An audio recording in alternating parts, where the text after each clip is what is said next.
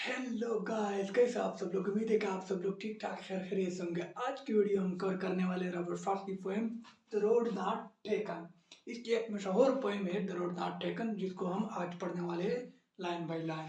Robert Frost के बारे में हम जानते हैं कि एक अमेरिकन पोएट है जो कि अमेरिका में पैदा हो गए थे और ये नेचर में बहुत ज़्यादा इंटरेस्टेड थे। यूथ इसने अमेरिका में गुजारी थी, लेकिन बाद में ये इंग्लैंड शिफ्ट हो गए थे, जहाँ पर जो नेचुरल सराउंडिंग थी इसने बहुत ज़्यादा इन्फ्लुएंस किया था इसको। इसी वजह से इसने ये पोएम भी कंपोज किया था। तो अगर हम इसकी पोएम की तरफ चले जाएं और इसकी जो टाइटल के बारे में देख ले, द रोड नॉट टेकन, तो द रोड नॉट टेकन जो है, असल में ये जो पोएम है ये लाइफ में जो चॉइसेस होती है, जो डिसीजन होते हैं, जो स्टेप होते हैं जो हमने लेने होते हैं या जो हम करते हैं, इसके बारे में है। इस तरह हम ये चॉइसेस बनाते हैं या लेते हैं तो ये फ्यूचर हमारी इस पर डिपेंड करती है। जिस तरह की डिसीजन हम लेते हैं उसी तरह की फ्यूचर हमारी होगी। तो रॉबर्ट फ्रॉस्ट जो है यहाँ पर टू रोड, जिस तरह के टू रोड होते हैं, यहाँ पर जो पोएट है एक जंगल में खड़ा है यहाँ पर, और इसके सामने क्या है, दो रोड्स है। अब ये कंफ्यूज है कि मैं कौन सा रोड लो। जिस तरह के वो चल नहीं सकता है कि वन बीइंग, तो इसने एक ही रोड लेना होता है। एक ही डिसीजन जिंदगी में या लाइफ में उसने लेना होता है और इसी डिसीजन को लेकर उसने अपनी फ्यूचर बनानी होती है। तो चलिए टेक्स्ट को पढ़ लेते हैं और पोएम को अच्छी तरह अंडरस्टैंड कर लेंगे। फर्स्ट आंसर को देखते हैं। Two roads diverged in a yellow wood, and sorry I could not travel both.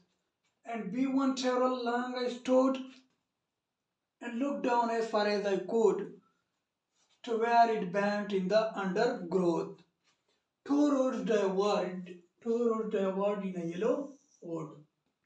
Two roads, जैसा कि हमने बताया कि पोएट जो है ये एक जंगल में खड़ा है, एक फॉरेस्ट में खड़ा है और इसके सामने दो रोड्स है। तो two road diverge in a yellow wood. अब यहाँ पर येलो वुड जो है ये किस चीज को सिंबलाइज कर रही है, फॉल सीजन को सिंबलाइज कर रही है, ऑटम सीजन को सिंबलाइज कर रही है कि ये जो मौसम है ये ऑटम का सीजन है, जिसमें लीव जो है उसने येलो कलर जो है उसको ढांप लिया है।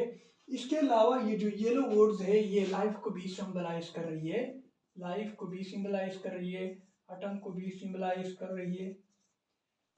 अब ये येलो वुड जो है ऑटम के अलावा लाइफ को भी रिप्रेजेंट करती है कि जो लाइफ एज अ होल होती है वो फुल ऑफ डिफिकल्टीज होती है, वरीज होती है, ऑब्स्टिकल्स होती है लाइफ के बीच में। जिस तरह डिसीजन आपने लेना होते हैं उसमें आपको डिफिकल्टीज का सामना करना पड़ता है, उसमें आपको ऑब्स्टिकल क्रॉस करने पड़ते हैं। तो इसी तरह ये येलो वुड इसको सिंबलाइज कर रही है लाइफ को कि टू रोड वर्ड, यानी कि टू चॉइसेस मेरे सामने थी लाइफ में, और टू चॉइसेस जो भी टू चॉइसेस मैंने लेने थे उसमें दोनों में चैलेंजेस मुझे आने ही आने थे। And sorry I could not travel both. अब जिस तरह के हमें पता है कि वो एज ए वन बीइंग दो जो है रोड्स को नहीं ले सकता, यानी कि इसने एक ही रोड पे जाना होगा। उसने अब टू चॉइसेस है उसके सामने, तो एट ए टाइम वो टू चॉइसेस को नहीं ले सकता, उसने एक ही चॉइस लेने होगी। Two and sorry I could not travel, तो ये क्या कर रहा है, ये रिग्रेट कर रहा है कि मैं दो रोड पर एट ए टाइम नहीं चल सकता, इसलिए मुझे एक पे जाना होगा। And be one traveler longest stored, and be one traveler, as we know that he is a one traveler, he is a one being, a one person, and there he long stored, यानी अब ये क्या कर रहा है, वहां पर खड़ा हो रहा है और सोच रहा है अपनी चॉइसेस के बारे में, कौन सा चॉइस मैंने लेना है, कौन सा डिसीजन मैंने लेना है, इसके बारे में वो सोच रहा है, इमेजिन कर रहा है। अब जिस तरह के हमें पता है कि once you take a decision then you should never come back. पहले अच्छी तरह सोच ले फिर आप डिसीजन ले, क्योंकि फ्यूचर जो है वो आपकी वो उसी चॉइस या उसी डिसीजन पे आपकी डिपेंड करेगी। तो यहाँ पर पोइट जो है वो भी क्या कर रहा है, लॉन्ग स्टूड वहाँ पर खड़ा है काफी अरसे से और थिंकिंग कर रहा है। And look down as far as I could, और फिर क्या है, पोइट कह रहा है कि जहाँ पर ये रोड जाती थी वहां पर मैंने आखिरी जो कॉर्नर थी वहां पर देखा, जहां पर मेरी नजर पहुंच रही थी वहां पर उसी जगह तक या उसी कॉर्नर तक मैं देखता रहा। To where it bent in the undergrowth, to where it bent in the undergrowth. अब क्या है, ये आखिरी जो कॉर्नर थी वहां पर ये रोड क्या हुआ, अंडरग्रोथ। अंडरग्रोथ मीन्स जहाँ पर जो प्लांट्स थे वो उगे हुए थे, और ये जो रोड जो थी ये अब इसकी जो आखिरी कॉर्नर थी वो क्या हो गई, हाइड हो गई, यानी फिर दिखाई नहीं दे रही थी इसी ग्रास की वजह से या प्लांट्स की वजह से। अब ये किस चीज़ को सिंबलाइज कर रही है कि ये जो रोड्स है इस पर बहुत ज़्यादा लोग ने वॉक नहीं किया है, इसलिए यहाँ पर जिस तरह के हम रियल लाइफ में देखते हैं कि जिस रास्ते पर ज़्यादा लोग नहीं जाते वहाँ पर ग्रास जो है या जो छोटे छोटे घास होते हैं वो उगती है, लेकिन जिस पर रास्ते पर चलते हैं लोग वहाँ पर ये चीज़ें नहीं होती। ये एक तो ये सिंबलाइज कर रही है। दूसरा ये जो है अंडरग्रोथ है, ये जो ग्रास है ये उन चैलेंजेस को भी सिंबलाइज कर रही है कि अगर ये जो रोड है, ये जो चॉइसेस है, ये मैंने अगर ले लिया तो इसमें मुझे डिफिकल्टीज का सामना करना पड़ता है, यहाँ पर ऑब्स्टिकल भी होंगे, मुझे अपनी जो फ्यूचर है शायद वो क्लियर ना आ जाए, जो डिसीजन मैंने लिया है उसकी जो फाइनल रिजल्ट है वो मुझे क्लियर ना हो, इसलिए क्या है ये bent undergrowth. Second standard की तरफ आते हैं। Then took the other as just as fair, then took the other. अब पोएट जो है इसके सामने दो रास्ते ए और बी, अब इसने क्या किया है, ए को छोड़ के उसने बी लिया फॉर एग्जाम्पल, यानी कि talk the other as just as fair, दोनों की बात यहाँ पर करा है क्योंकि अब पोएट जो है ये कंफ्यूज है, फिर से ये कह रहा है कि दोनों जो थे ये तकरीबन सेम ही थे, ये जो चॉइसेस थी वो सेम ही थी, क्योंकि अब जो दो रोड्स है वो तकरीबन उसी तरह स्वीट या ब्यूटीफुल थे दोनों choices, and having perhaps the better claim because it was grassy and wanted wear.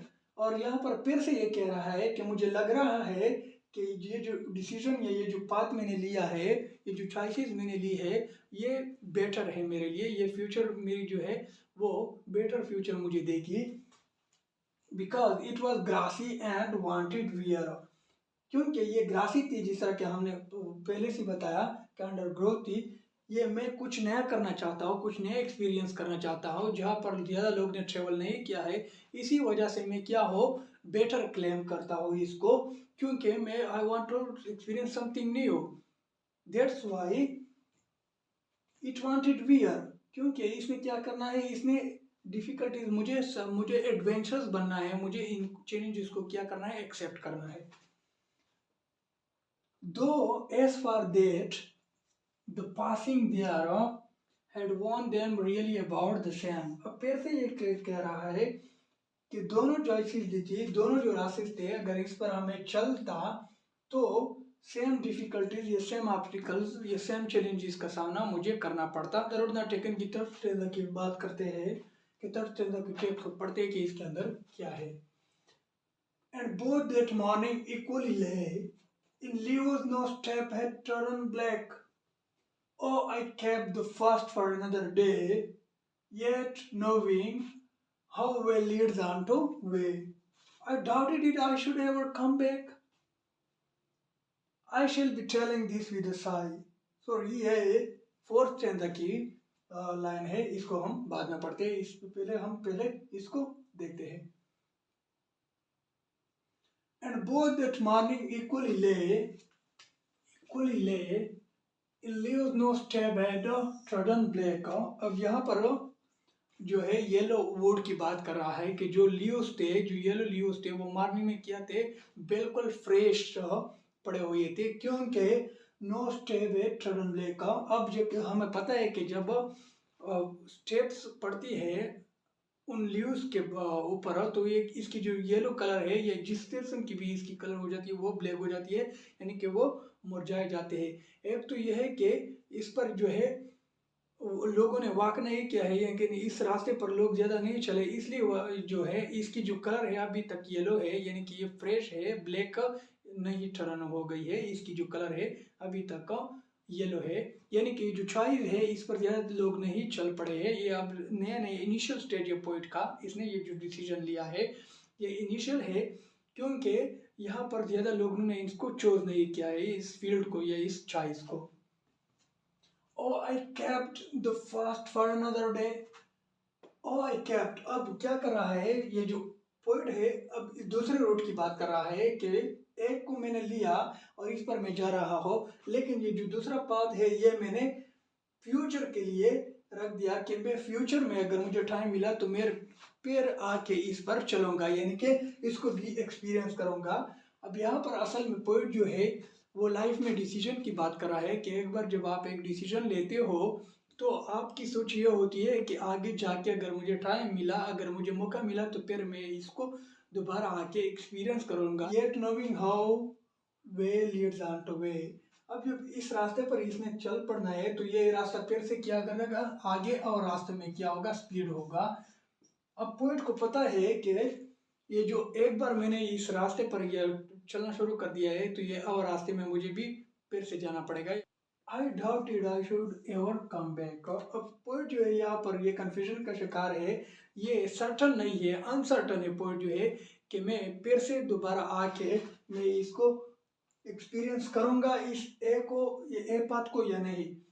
असल में पोइट जो है यहाँ पर जिस तरह की हमने बात की कि how way Leeds on two way, एक बार जब आपने एक फील्ड ले लिया, एक डिसीजन ले ली, तो उससे आगे एक और भी डिसीजन लेने पड़ते हैं आपको। एक डिसीजन से फिर आपको और भी डिसीजन लेने पड़ते हैं, यानी कि एक फील्ड में आगे जाके आप उस फील्ड में इतने इम्बेडेड होते हैं कि आपको फिर मौका ही नहीं मिलता। आप अनसर्ट हो जाते हो कि मैं शायद दोबारा आके जो फील्ड आपने छोड़ दिया होता है, जो चॉइस आपने रख लिया होता है कि मैंने आप फिर से उसको एक्सपीरियंस करना होता है, आपके साथ वो टाइम नहीं होता, वो मौका नहीं होता। जिस तरह अगर FFC में हम एग्जांपल ले लें कि एक कॉलेज में अगर हम एडमिशन ले लें और एक ईयर पास हो, एक सेमेस्टर हम कर ले या एक साल गुजारे, और अगर हम फिर से चाहे कि हमने फिर से वापस आना है, न्यू एडमिशन लेना है, तो वो हमारे लिए बहुत ज़्यादा मुश्किल होगा।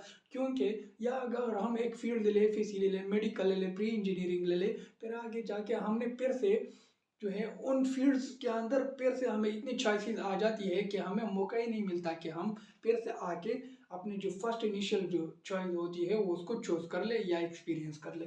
तो पोइट जो है असल में यहाँ पर ये बात कह रहा है। फोर्थ स्टैंजा की बात करते हैं हम। I shall be telling this with a Sai, I shall be telling this with a Sai. अब ये जो स्टोरी है, ये जो पोइट ने हम यहाँ पर नरेट की है या जो टेक्स्ट में लिखा है, इसके बारे में कह रहा है कि जो चॉइसेस जो है इसने लिए, ये जो डिसीजन इसने लिए है, ये जो पाथ इसने लिया है, ये कह रहा है कि मैं क्या करूँगा, इसको विद अ साई टेल करूँगा लोगों को। समवेयर एजेस एंड एजेस हैं, somewhere ages and ages, ages means in future, यानी कि फ्यूचर में मैं इसको नरेट करूँगा लोगों को कि किस तरह मैंने ये चॉइस लिया, किस तरह मैंने ये डिसीजन लिया, किस तरह इस बात में मैं चल पड़ा। ट्रू और डाइवर्जिन वर्ड एंड आई। अब फिर से ये जो लाइन है, तो जो पोएम की जो फर्स्ट लाइन है इसकी रिपीटिशन है, और ये हमें कंक्लूजन बताती है कि, और ये भी बताती है कि इस पोएम में सबसे इम्पोर्टेंट क्या है, यानी कि टू और divert in a word. Two choices जो है आपने इसमें से एक को लेना होता है, सबसे मोस्ट इम्पॉर्टेंट जो लाइफ में है ये चीज़ होती है। ये पोएम ये लाइन हमें ये डिस्क्राइब करती है। I took the less traveled by, I took the less traveled by। अब हम जिस तरह के हमने पहले भी बताया कि पोइट जो है ना, इसने वो रास्ता लिया है जिसमें इस पर ज़्यादातर लोग नहीं किए, वो चॉइसेस ली है, उस चॉइस को एक्सपीरियंस करना चाहता है, लोग ट्रेवल नहीं कर पाए है। तो पोइट कह रहा है कि I took the less traveled by and there has made all the difference, and there has, इसी बात ने, इसी चॉइस ने, इसी डिसीजन ने सारे डिफरेंसेस बना दिए।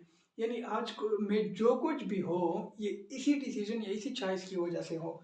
अब पोएट जो है यहाँ पर अगर हम डीप मीनिंग की तरफ जाए और इसको देखें तो शायद जो है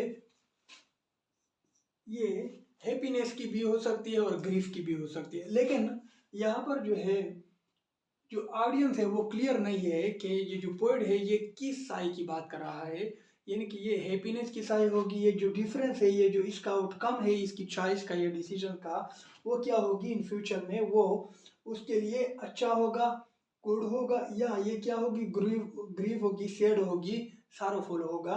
तो ये ऑप्टिमिस्टिक जो रीडर्स होते हैं वो उसको पॉजिटिवली ले सकता है, यानी कि ये एक ट्रियम्फेंट के तौर पर इसको ले सकते हैं कि पोइट की यहाँ पर फतह हो गई है इस चॉइस में, ये डिसीजन में। लेकिन जो पेसिमिस्टिक रीडर्स होते हैं वो उसको नेगेटिवली भी ले सकते हैं।